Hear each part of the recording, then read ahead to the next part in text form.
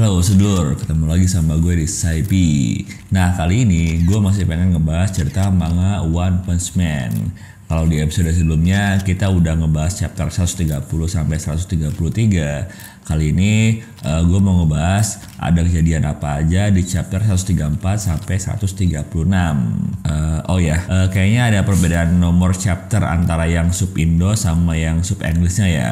Karena yang gue dapet sub Indo, jadi patokannya untuk nomor chapter itu ya gue ambil dari sini aja gitu. Soalnya memang ada bedanya kali ya. Ya udah, nggak usah lama-lama, ikuzo kita bahas. Di chapter 134 ini, sebelum kita cari tahu tentang nasib Garo setelah dikalahkan Royal Reaper dan God Insect, kita akan melihat lagi suasana kamarnya Saitama yang udah jadi base camp. Selagi Saitama lagi keluar cari Garo dan ternyata lagi mampir ke restoran, mereka-mereka yang lagi di kamar Saitama makin absurd aja kelakuannya. Terutama Genos ya. Dia fokus banget ngeliatin King lagi main game. Sampai-sampai bikin King jadi risih sendiri gitu. Katanya sih Genos pengen ngikutin Saitama yang seneng banget ngegame bareng King. Tapi makin lama Genos ngeliatin King, makin dia pusing sendiri. Gak ngerti apa serunya main game gitu. Lalu Saitama tiba-tiba pulang dengan kondisi pakaiannya yang penuh noda darah. Genos, King, Silverfang, dan Bomb yang tahu kekuatan asli Saitama langsung kaget melihat Saitama yang penuh darah kayak gitu. Mereka jadi bertanya-tanya, apakah ada monster yang lebih kuat dari Saitama? Soalnya menurut mereka hampir mustahil bikin Saitama terluka, apalagi bikin Saitama berdarah-darah gitu. Tapi Saitama mengaku kalau darah itu cuma cipratan dari monster-monster yang dia kalahkan sepanjang perjalanan pulang. Cuma di situ Saitama masih kelihatan kesel karena pas makan tadi dompetnya hilang. Dan gak lama setelah itu Fubuki datang lagi. Dia muncul dengan muka kesel. Soalnya pas Saitama ngejar Garo yang gak bayar makanan di chapter sebelumnya, Fubuki yang bayar makanan sama belanjaannya Saitama.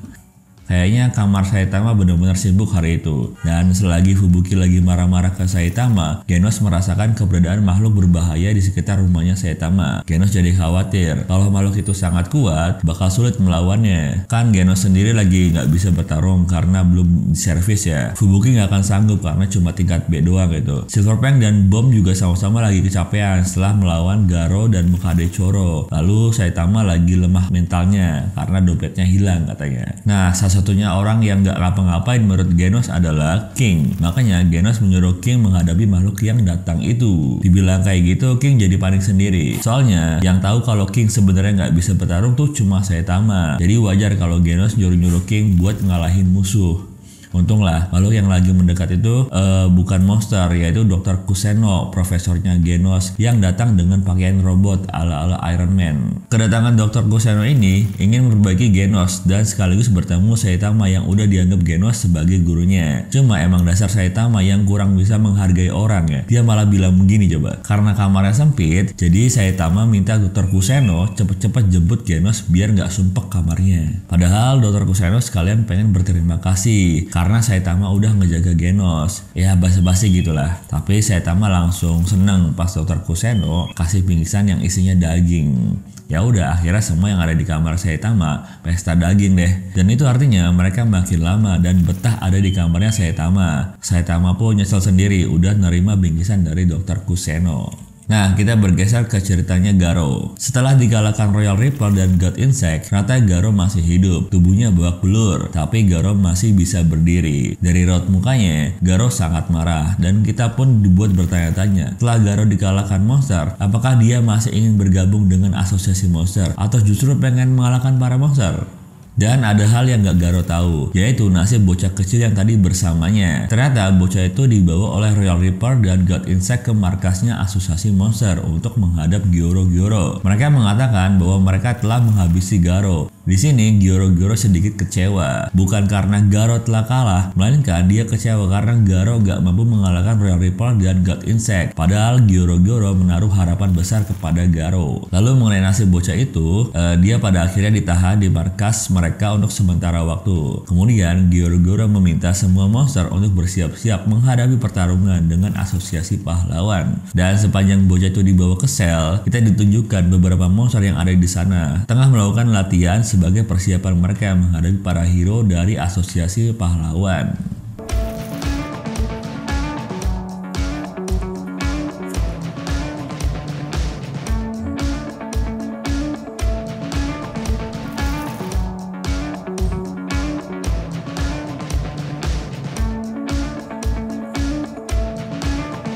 Tanpa diduga, bocah kecil yang ternyata bernama Tareo itu dimasukkan dalam sel bersama anak dari petinggi asosiasi pahlawan yang bernama Wagatna yang sebelumnya telah diculik untuk memancing para hero. Hal yang gak disangka-sangka adalah rupanya para monster memperlakukan Wagatna dengan baik. Hal itu dibuktikan dengan gak ada bekas luka sama sekali di tubuh Wagatna. Sesuatu yang di luar perkiraan para pahlawan yang mengira anak petinggi asosiasi pahlawan itu akan mendapat banyak sisaan dari para monster. Ternyata monster juga bisa manusiawi ya.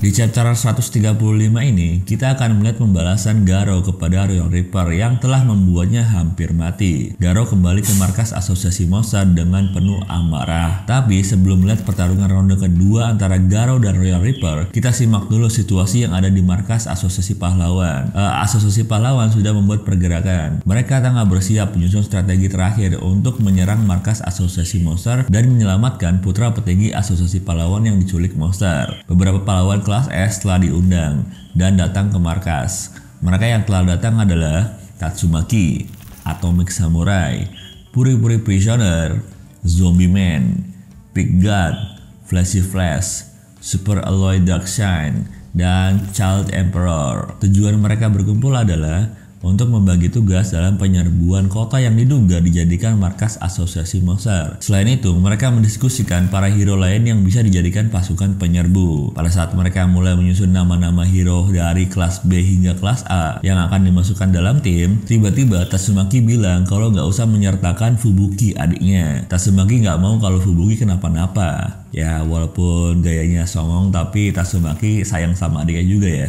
Nah pada saat para hero kelas S lagi meeting, King yang semalam habis barbekyuan ternyata masih ada di rumah Saitama. Baru bangun tidur dia. Setelah Saitama mengusir dia dan nyuruh dia pulang, di tengah jalan dia bertemu dua orang pekerja dari asosiasi pahlawan yang udah menunggu di depan rumahnya. Tanpa basa-basi, dua orang itu meminta King datang ke markas untuk ikut dalam operasi penyerbuan. King pun jadi nyesel sendiri. Tahu gitu dia nginep lagi aja di rumah Saitama gitu.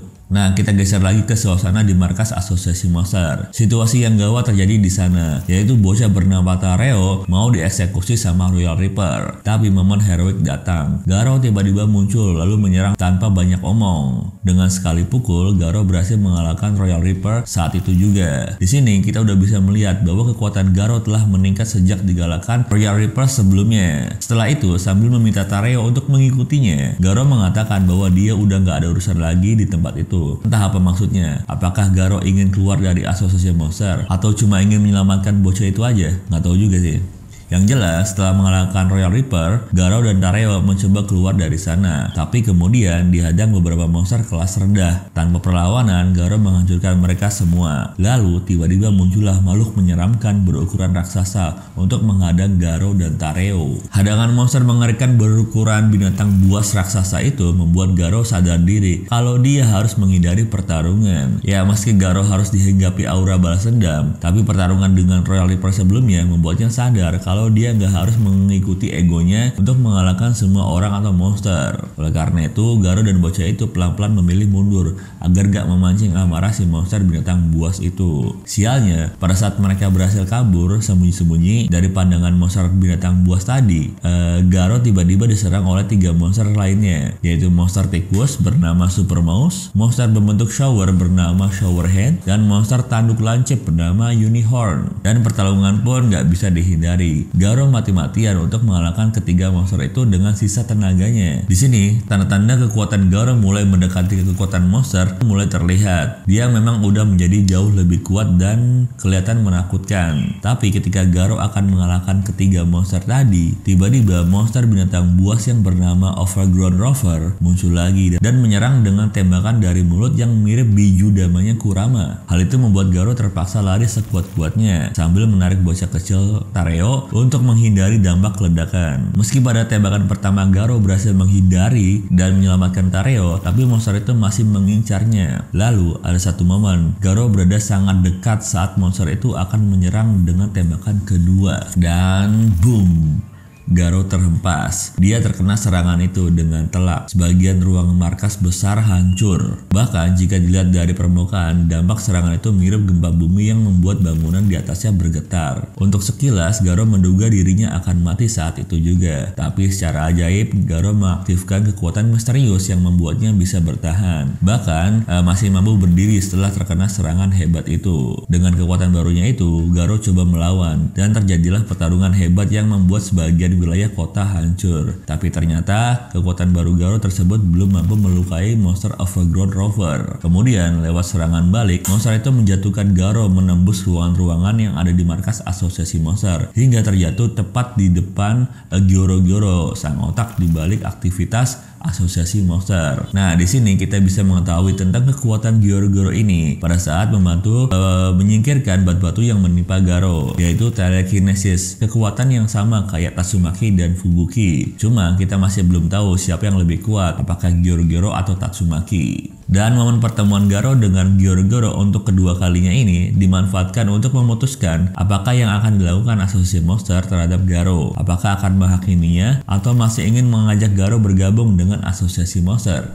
Di chapter ini, Gyoro-Gyoro mengatakan bahwa Garo baru menjadi setengah monster. Kemudian, Gyoro-Gyoro menawari Garo kesempatan untuk menjadi monster seutuhnya, asalkan mau mengikuti apa yang dia perintahkan. Selain itu, Gyoro-Gyoro bercerita bahwa telah banyak kelinci percobaan, yaitu manusia yang dia ubah menjadi monster melalui daging monster yang dimakan. Tapi kebanyakan percobaan itu tidak berhasil, atau dengan kata lain, hanya menciptakan monster-monster kelas rendah. Cuma ada satu percobaannya yang berhasil sempurna, dialah Orochi, sang raja monster. Dan secara terang-terangan, Gyoro-Gyoro mengatakan kalau Garo punya potensi untuk bisa melebihi Orochi. Setelah Gyoro-Gyoro menjelaskan panjang kali lebar tentang perubahan monster, dan tiba pada saat dia ingin mengajak Garo bekerja sama untuk menghancurkan para hero, Garo menolak. Tidak terbiasa dengan penolakan, Gyoro-Gyoro langsung menyerang Garo menggunakan kekuatan telekinesisnya.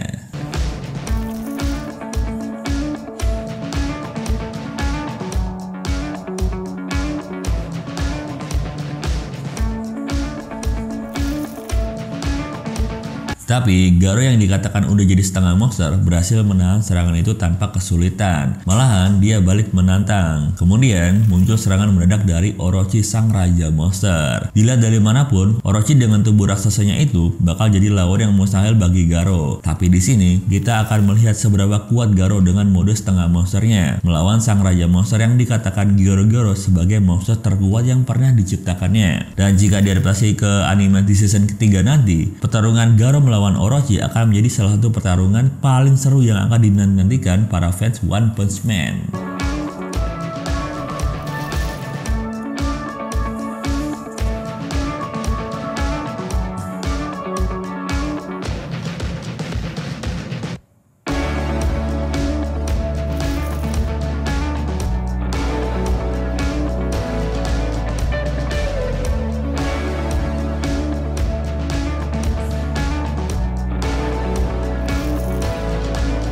Lewat pertarungan ini, kita ditunjukkan tentang kekuatan asli Orochi beserta perubahan wujudnya yang berubah menjadi monster naga. Dan dengan perubahan wujud Orochi yang begini, hampir bisa dipastikan Garo akan sangat kesulitan. Tapi kayaknya di chapter ini kita benar-benar dimanjakan sama transformasi seorang Garo. Setelah terkena serangan hebat Orochi, Garo masih mampu meningkatkan kekuatannya secara misterius. Cuma karena chapternya masih panjang, jadi Garo tentu saja dibikin kalah dulu di sini.